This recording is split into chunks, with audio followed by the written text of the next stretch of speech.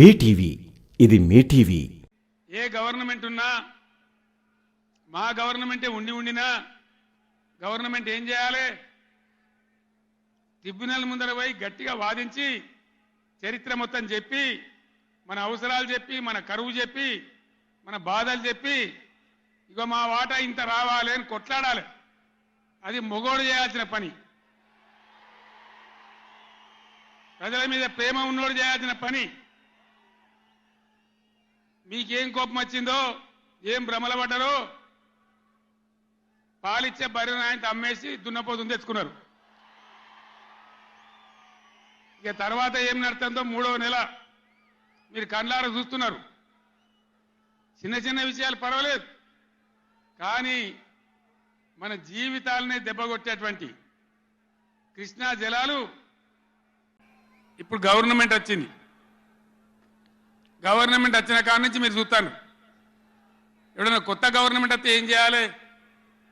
పోయిన గవర్నమెంట్ కంటే 4 మంచి పనులు చేస్తాం, ప్రజలు అవదనిపించుకుంటామనే మాట ఉండాలి, ఆరాటం ఉండాలి.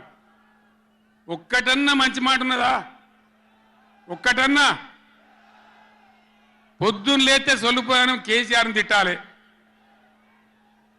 కేసీఆర్ని తిడితే మీరు పెద్దోళ్ళు అవుతారా? లేనిపోని బదనాములు పెట్టి కేసీఆర్ మీద బదనాం పెడితే మీరు పెద్దోళ్ళు అవుతారా? ప్రజల హక్కులు గాలికి వదిలేసి ఏ విధంగా అసెంబ్లీలో మాట్లాడుతున్నారో, ఎటువంటి దుర్భాష మాట్లాడుతున్నారో, ఎంత దుర్మార్గమైన పద్ధతిలో మాట్లాడుతున్నారో టీవీలో సాక్షిగా మీరు అందరు చూస్తూ ఉన్నారు. ఎందుకంటే నాకు చేతనైనా కాకపోయినా నా కట్టె కాలే వరకు తెలంగాణకు అన్యాయం జరిగితే చివరి శ్వాస దాకా కూడా పులిలాగా లేచి కొట్లాడతా తప్ప పిల్లిలాగా ఉండను. ఎట్టి పరిస్థితులలో 600 ఏ విషయంలో కూడా తెలంగాణకు అన్యాయం జరగనివ్వను. కొట్లాడదాం. సమావేశాలలో ఆ చర్చకు మేము మొదలు పెడదాం అనుకున్నాం.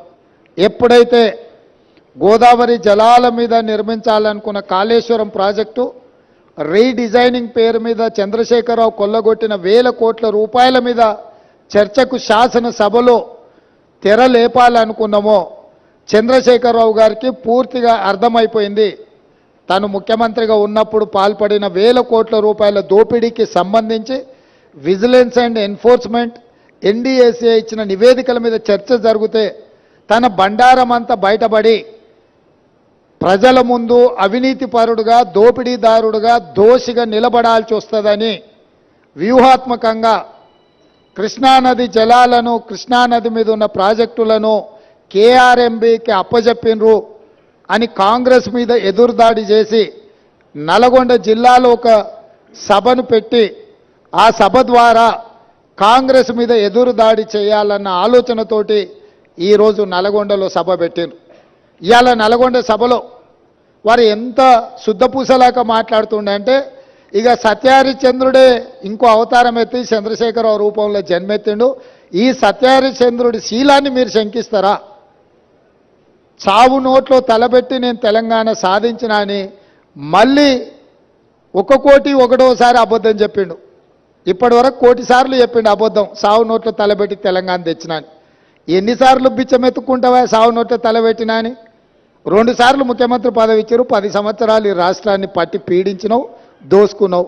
ఇంకా కూడా సావు నోట్ల తలకాయ పెట్టినా, సావు నోట్ల తలకాయ పెట్టినా అని మాటలు చెప్తున్నావు. సావు నోట్ల తలకాయ పెట్టిన చంద్రశేఖరరావు శాసనసభలో నీ అవినీతి మీద చర్చ పెడితే నువ్వు నిజంగా సత్యహరిశ్చంద్రునివే, సత్యహరిశ్చంద్రునికి మరో జన్మని ఎత్తినోడు అయితే అక్కడ వచ్చి కూర్చొని మాట్లాడేది ఉండే.